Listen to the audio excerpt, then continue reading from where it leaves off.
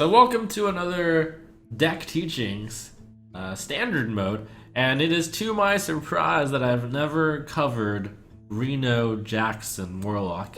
I looked back at the archives and I found that I did Handlock, and I probably thought Reno Lock was close enough in game style that I chose not to run it, and in truth it is very similar in the way it plays. This particular version I have here was made by Frozen. It's a Reno Lock, and it also has N'Zoth. I've played a number of Reno Locks with not that much success. However, Frozen hit #1 legend during the month of June. The basics of this matchup are that it is absolutely insane against warriors. They just can't stand a life tap with very valuable minions that you'll be playing. They have no burst, so once you Reno Jackson, which you'll draw most likely, you'll pretty much just win against warriors after drawing an extra 5 to 10 cards on them thanks to life tap.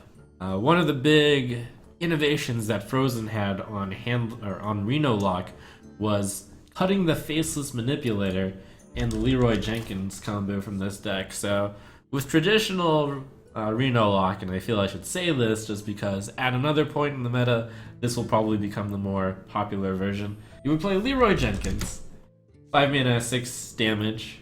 You would play Faceless Manipulator. No, you would play Power Overwhelming on Leroy Jenkins. So that's a total of 6 mana. You have a 10-2 charger, 10-6 charger, and you play Faceless Manipulator, which is 11 mana combo to deal 20 damage. Sometimes you would Dark Peddler another Power Overwhelming, and for 12 mana, you would get to do 28 damage. So of course you would need Emperor Thorsan to hit at least one of those combo pieces. And that was all nice and good, but then Frozen came along and realized, wait, you don't actually need the burst. What's more important is to have something that sticks around, a huge unstoppable threat. Like Leroy Faceless is unstoppable because you just kill them, but due to all the warriors around, they actually had so much health that you wouldn't kill them. And what would have been better is a huge unstoppable threat. So here we entered the old god, N'Zoth the Corruptor. This Reno Lock substitutes a lot of the old cards from other Reno Locks with Death Rattle cards. So the Death Rattle suite that this runs is N'Zoth the Corruptor, Cairn, Infested Tauren, Harvest Golem, and Possessed Villager. And those are 5 cards that you would not find in most Reno decks. Although now that Frozen did so well with this deck, you might see this quite a bit more.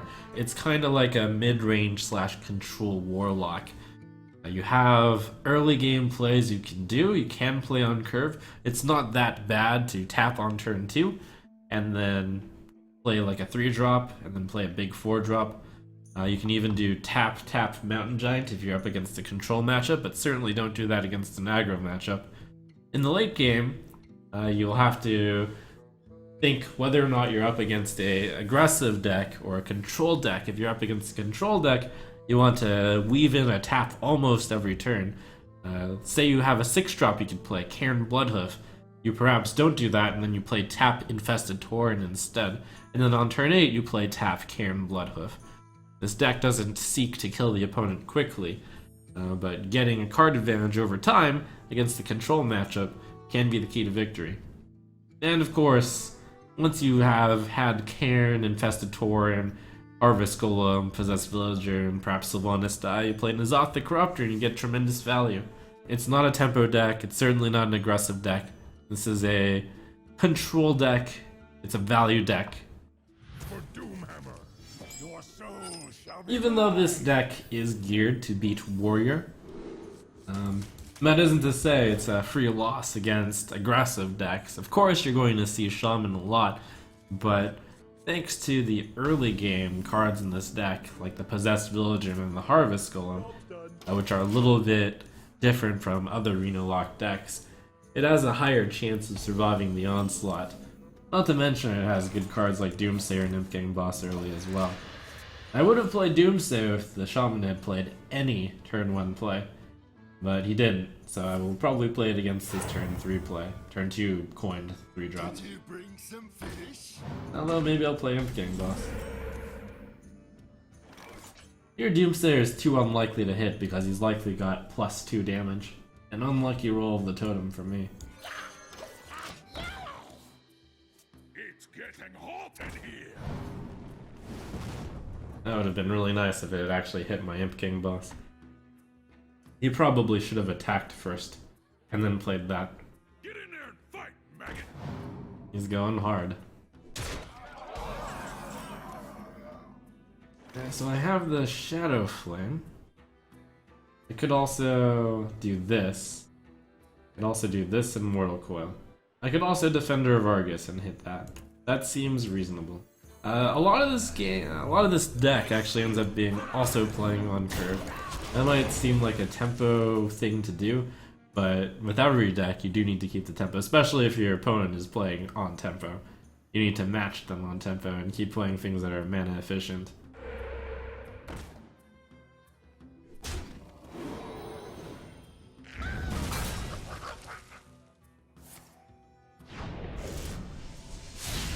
So much pain.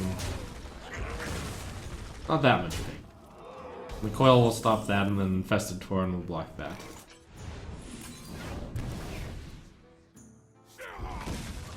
Infested Tauren, a card that a lot of people laughed at, but it starts seeing play in quite a few of the N'Zoth decks, as a one-of, commonly.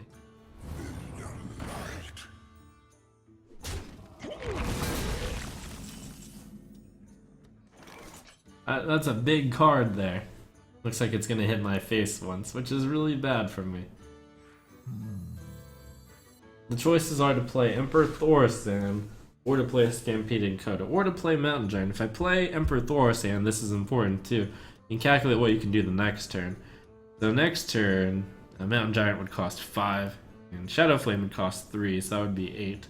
Which is unfortunately not possible yet. But if I play the Stampeding Kodo, I will have no answer to that Faceless. So I think I'm forced to do a rather risky play, which means not removing this yet, just because it's not an immediate threat, but instead going for Thaurissan, and then possibly taking a huge chance that Ragnaros the Fire Lord is going to hit off this Flame Wreath Faceless. If I even survive. This is not looking good, not at all. However, I'll take the play that gives me some hope. And if he does hit the Thaurissan, then the Shadow Flame is going to be able to clear off a decent chunk of his board, or the Hellfire. Now, the thing about the Hellfire is I would want to play the Doomsayer with it. Playing the Doomsayer on an empty board is very good because it buys you a turn. The question is whether or not he can kill me in a turn. Since he decided to hit that, I can surmise that he cannot. I'm going to actually do a kind of greedy play, which is tap here. And then Hellfire, dropping myself down 5 and putting myself to 11. But then I'll have an empty board. This brings me closer to Lord Jaraxxus and to Reno Jackson.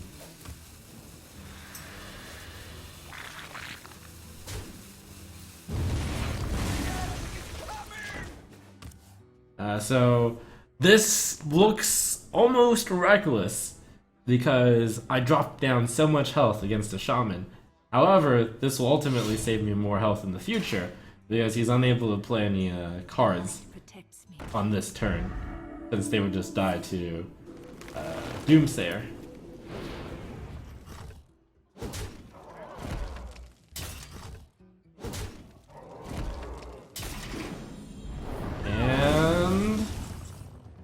Not saved. Unfortunate. But Reno Jackson would have pulled it through there. Refreshment Vendor might have pulled it through. Sun Fury Protector would have pulled it through. And this almost pulls it through if it had gotten discounted by Emperor Thaurissan. Wait, there's still a no, there's not. Wait, there is still a chance. Eyes are open. Oh. Well played. You win this time. Either drawing the Sun Fury or the Refreshment Vendor would have worked. But that was really close, and that was all because he happened to roll the Flame Tongue Totem that early. Otherwise, I could have played the Doomsayer early, and then had a nice and easy road, I think. Of course, he probably should have hit me in the face with the Flame Root Faceless.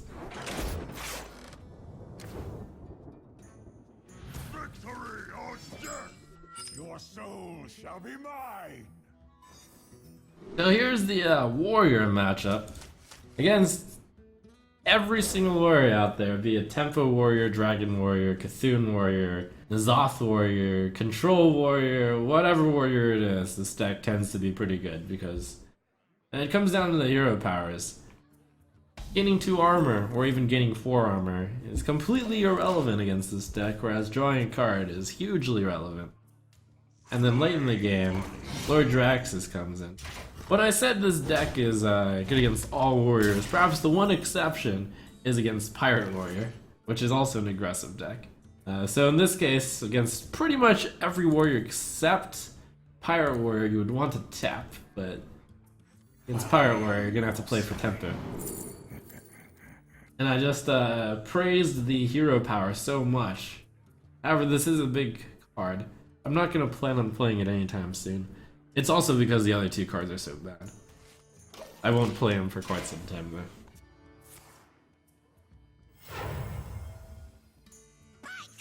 Strong start by that Pirate Warrior.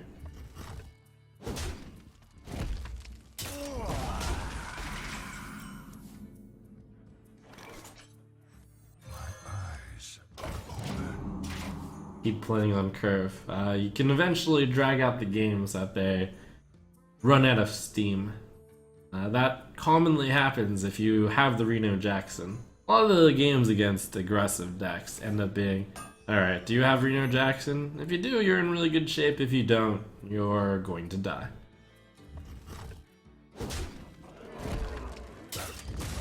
Perhaps.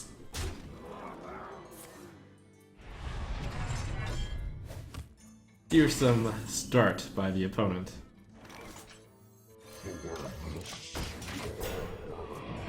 Then I should say, even though this is Pirate Warrior, which is probably the worst matchup of all the warriors, this is still favored for Reno Lock, though in this position I'm not currently favored. What a monstrous rusty hook that is. Blood and plunder. Though this Hellfire is about to really do some work. Especially if he uses the 3-4 to kill that, but he didn't. If he had sent this into this, then I would have the board cleared.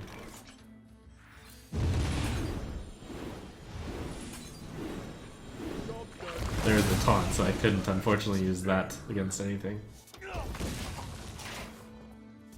For the life binder. A lot of damage.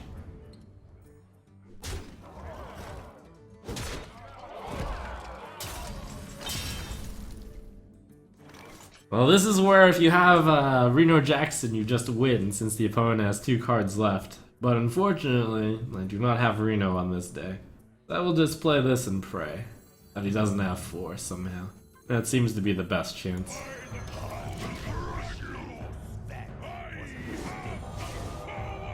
Well played. No. Leroy. Badness. Okay, well, we won't put this one into the video. Let the hunt begin. Your soul shall be mine. Hunters currently are this, are like the later end of the mid-range deck. With, most of them running 2 Savannah Hyman and Call of the Wild. This is going to be kind of he's a more aggressive mid-range deck. I'm a more controlling mid-range deck. I almost think of Hunters as a control deck, since they're trying to control the game until they get to high main and All the Wild, and then they just do a lot of damage. Anyways, this is a good curve. The 2-drop, a 3-drop, and a 4-drop.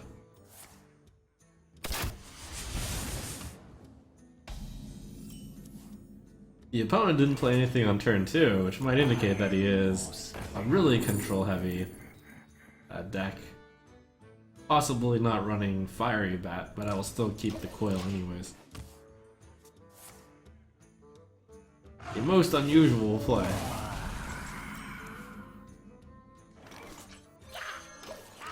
This hunter might have forgotten I had a hunter. Well, if he used this spell that liberally, I have to think it's likely he's playing lock-in mode.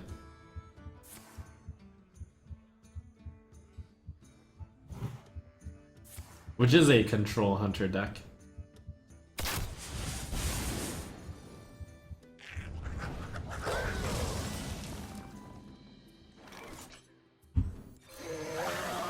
Though that may have been too early to play the lock-in mode. You only draw 2 cards. And to use the Hunter's Mark on kind of a minimal value minion. He drew the Deadly Shot off the lock-in mode. I thought he would have preferred to play the Deadly Shot against the Imp Gang boss and did not hold it. So this is where we get into the mid-late game against a control deck, quote-unquote, where tapping and then playing a card that is mana efficient after the tap is an excellent play. Even over if I had a solid 6-drop, which I could have coined and then played the 6-drop, tapping and then playing a card and being mana efficient is usually a better alternative. He's going all out control here. There's a minion on the board, it seems like he's just gonna remove it.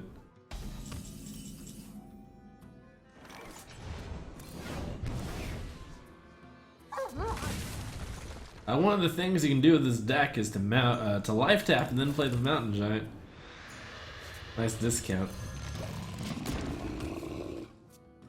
And as long as I find my Reno Jackson or well, I actually have Sunfury Protector, so that'll be in play to taunt against Call of the Wild already.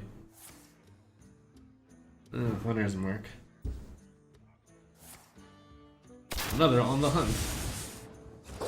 Another Mortal Coil. I'll probably Twisting Nether when he does his Call of the Wild, and I'm completely expecting on turn 8. I'm just gonna keep my plan on. Here's where tap Refreshment Vendor is a fine play. It just happens that I have all the cards in the hand already. I'm actually going to do Refreshment Vendor, coin, or... The coin can be a really powerful card to keep. Against really heavy control decks, you should think of the coin as a 6/6, because you can play Lord Jaraxxus and then coin Inferno. Of course, if you play Emperor Thaurissan on Lord Jaraxxus, you can also do that. Hunters do not have very many board clears. Oh, and there's the Reno Jackson, which means I'm completely safe and I can just tap and then play a card each turn.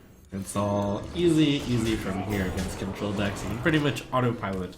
Tap and then play a card. Just have to make sure not to go into fatigue before they do, in the case that they have managed to deal with all your threats somehow.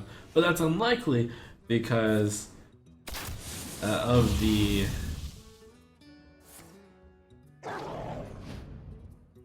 inevitability that Lord Jaraxxus offers, as well as N'Zoth. I'm saving the ooze for his weapon.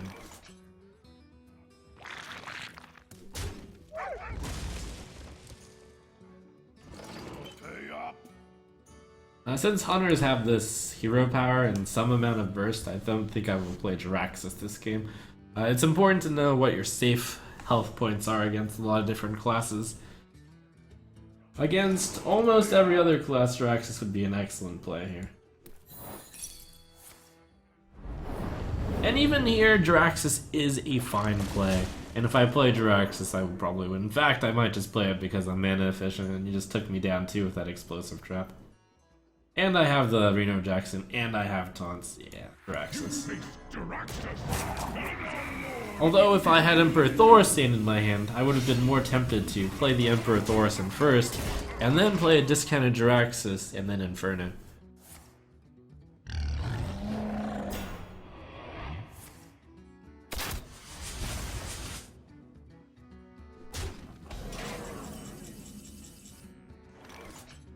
So it looks like Demon Wrath and Clear, and then Reno Jackson is pretty solid here.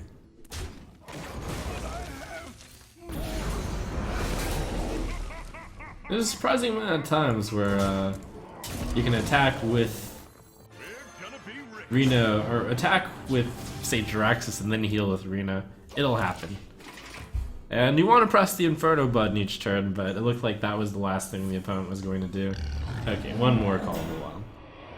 Fine.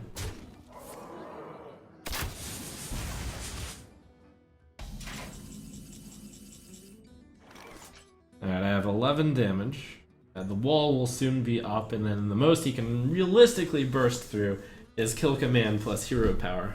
Shadow Bolt, Inferno, Defender of Argus.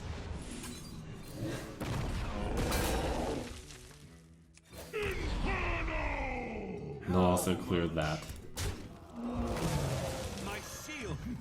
Of course, don't hit the boar, even though it's a enabler for Kill Command, because that causes the hero to take 4.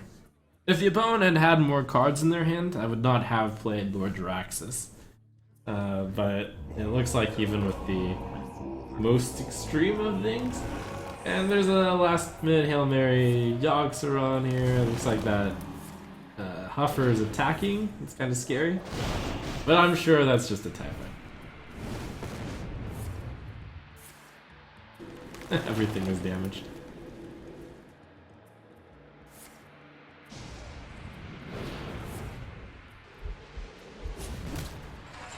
Ouch. He was just checking to see whether he could attack the face or not, but obviously he can't.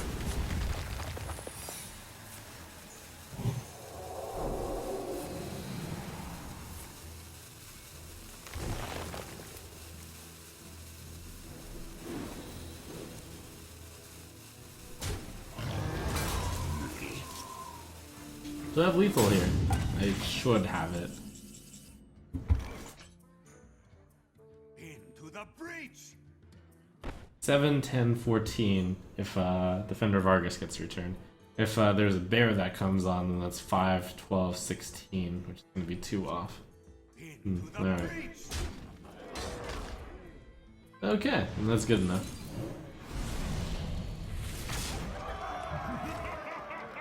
If I press this button, I might die to Dart Trap.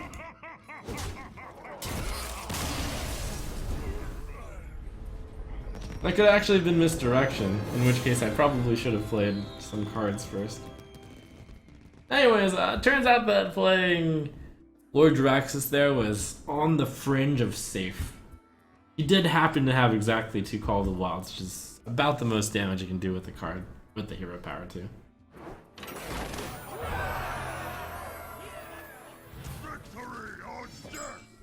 Alright, I got a warrior, and that is a big reason to play Reno luck.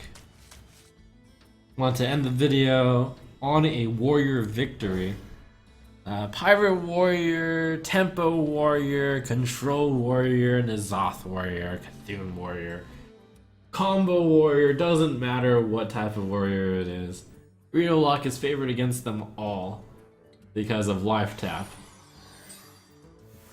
This is a matchup where, unless it's super aggressive, where in this case I kept Doomsayer, it's the classic tap, play a threat, and then eventually they run out of cards game.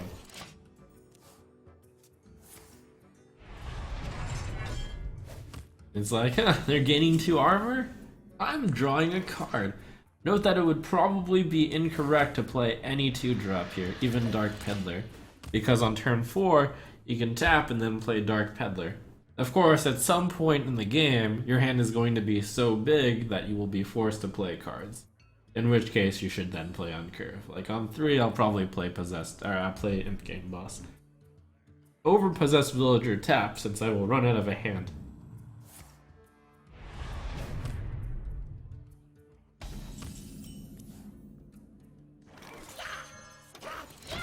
This is one of the matchups where the coin is the most valuable, because this game will go to turn 10, especially if the opponent has armored up twice already.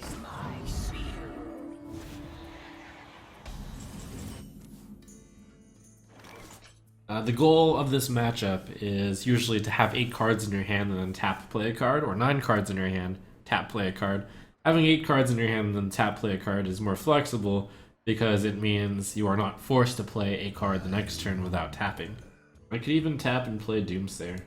No, in this case, the board is even enough that I don't want to. The next turn I will probably be playing Coin Cairn or Kodo if a good target appears. Earthen Ring Farseer tap is the natural state of the play, but my hand is too full. Following the lines of the first best play is usually tap, play a card. Second best play is spend all your mana on usually one big card. The general plan around here is this is really good against Divine Shield. If he sends that against that, I have 2 1/1s I can kill before too.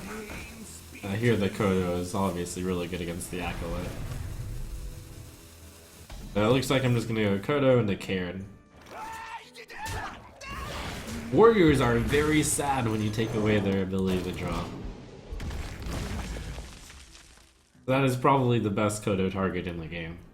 In the deck, in this matchup. Even better than Bloodhoof Brave. Welcome to the Grand Tournament, champion. Against Warrior, you really don't even mind if they have tank up, since they could have infinite health. It doesn't matter, you'll eventually win. Well, okay, if they have infinite health, you would eventually fatigue. But if they have 500 health, you would still probably eventually win with Lord Jaraxxus's Infernos. So this game is, the way this game kind of flows is a general inevitability almost, or Reno luck. There's so many different ways to win, between eventually winning with Lord Jaraxxus, to N'Zoth if he has no brawls left, to just big cards overwhelming him. You even have a Spellbreaker in the deck to deal with Sylvanas. Fortunately, I don't have it here. Here's like a classic first world problem with this deck. You have too many cards and you can't tap. I'm gonna actually throw the Earthen Ring Farseer and then tap, which will give me 2 mana remaining. No, I'm not going to do that. I will just play the Earthen Ring Farseer and pass. There's some small advantage to him having Sylvanas out. And that is, I can kill it and immediately play Doomsayer if you play something scary.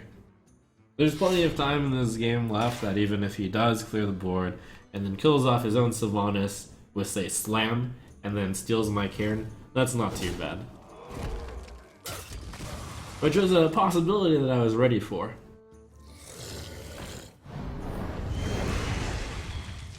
Well, it looks like he's just gonna steal a 4/5.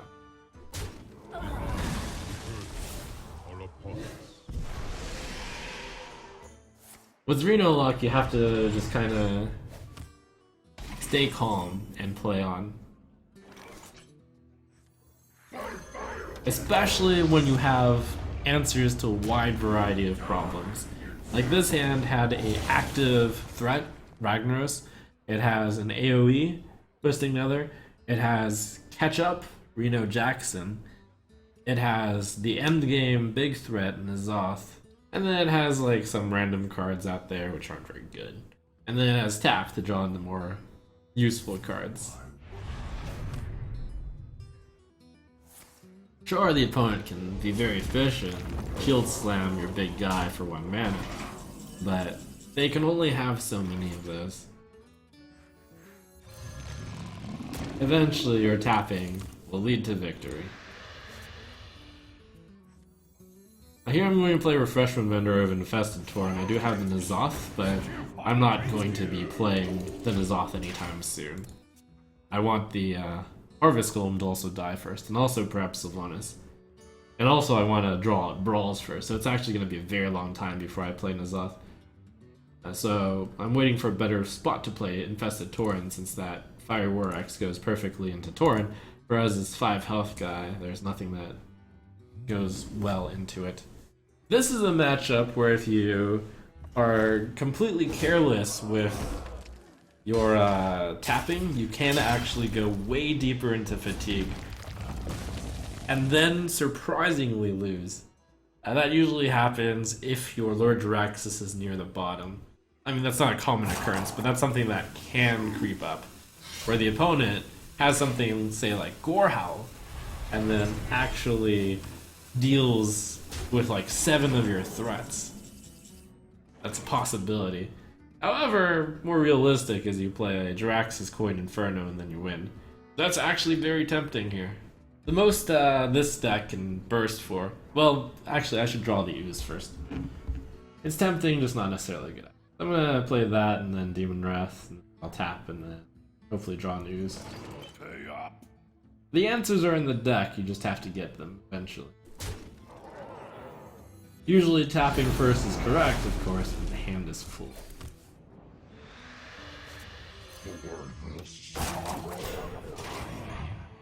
One thing worth remembering is the opponent's Cthulhu number. He's only played one Cthulhu card so far, so it would be an 8/8. So if I had played Jiraxis, then the best he could probably do is play Cthulhu and then have 7 attack plus an 8 Cthulhu, plus I'd have an Inferno on the board. Interesting that he saved that, not even killing the Torn. Well, now I can safely play Jiraxis Coin Inferno. However, I do want to tap into Ooze first. Perhaps I play Reno Jackson kind of as a tempo Reno.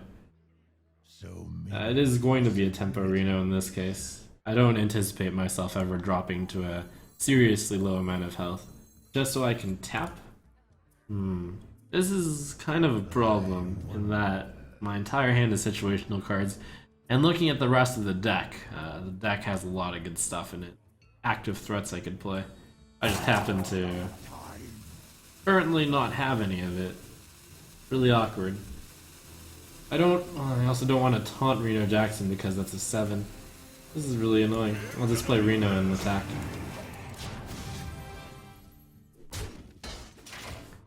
The problem of having too many cards in my hand, it's unlucky that I have this particular assortment of all reactive cards. I mean, usually I'll have a pretty big hand of a lot of reactive cards. So. This comes back to like knowing how to play Reno as well. Reno Jackson, this matchup does not depend on health at all. And in fact, it's entirely possible that I will play Lord Jiraxis Coin Inferno the next turn. Well, no, not while he has the weapon there. But the point is, someday I'm gonna get Acidic Swamp Ooze and then I'll play Lord Jiraxis when I'm at 30, and that's perfectly fine. It's so annoying that he somehow doesn't have anything to play. I'm going to do it just because I don't have an alternative. You also have to consider that sometimes they have Harrison Jones, and then they'll draw 7 cards off your Jiraxis. That's perhaps even still okay, because I have all the answers. I have a big card kill. I would not do this unless I literally had no other play. And, well, not literally, but I basically don't have any other play. I'm behind a taunt, I'm safe enough, I have this taunt, I have a hard kill, I have another hard kill, I have Coined Inferno. It's game. Enough.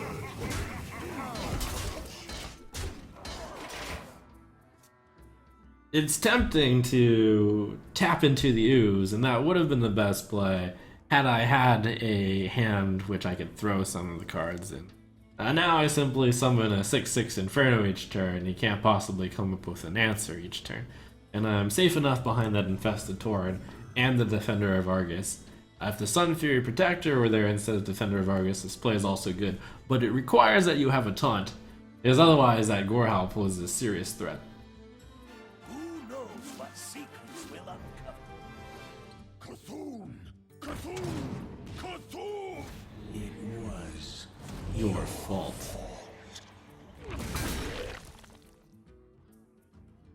My best draw is clearly going to be Ooze here. But even with no draws whatsoever, this still looks like in pretty solid winning position. And Coil is actually the best draw. Coil into an Ooze.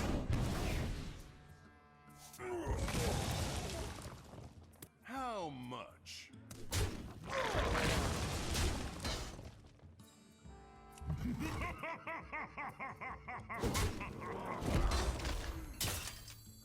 So there's something to be said here about deck knowledge.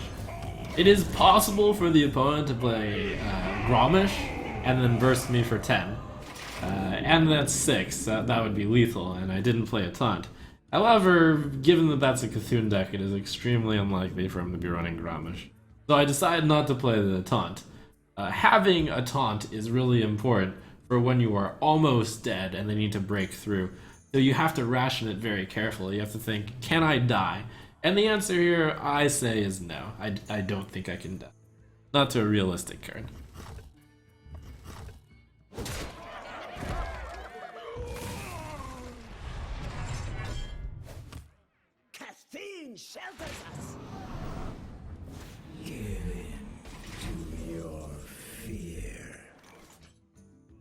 I'm still waiting for the brawl so I can play the N'Zoth. Buying or selling. Dragon Egg. This selection is terrible. Siphon Soul on this card's pretty decent. However, I could also just send in these 2 minions, which is actually good enough. That will save the card.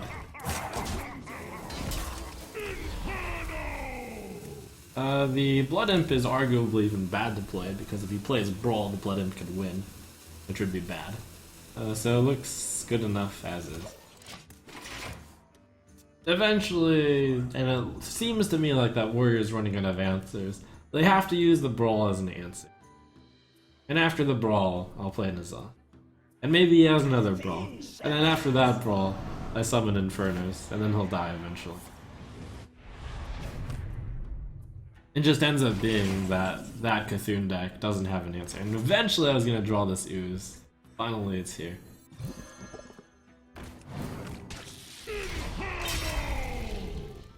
Like, I can get a very favorable trade by Defender of Argusing that and then hitting him. But more important is to save that Defender of Argus for post-Brawl world, where I might need a taunt. Like, yeah, you can gain 4 armor a turn, but I'm pressing a button getting a 6/6. It's an inevitable win. Slowly but surely. You just have to not die to something random. And Grommash is something random, but it is so out there that I just didn't think it was possible. Do you have the artifact?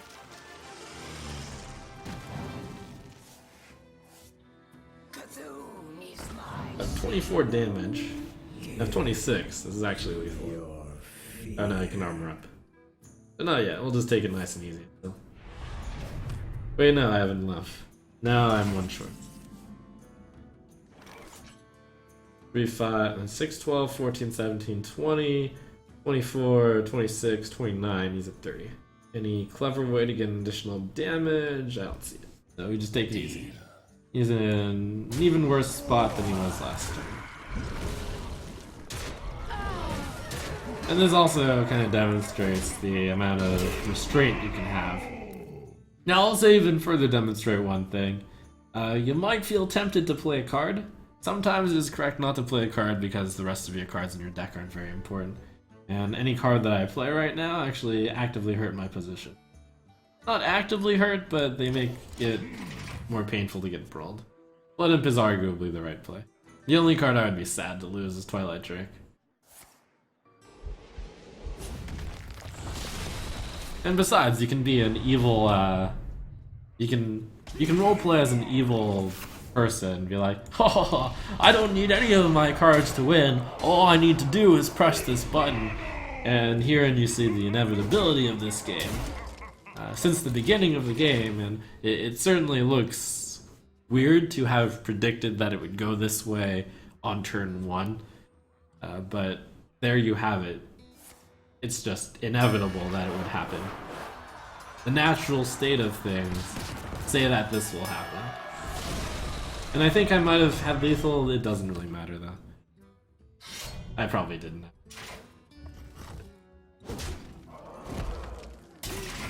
So that's why this matchup is so good. You eventually win.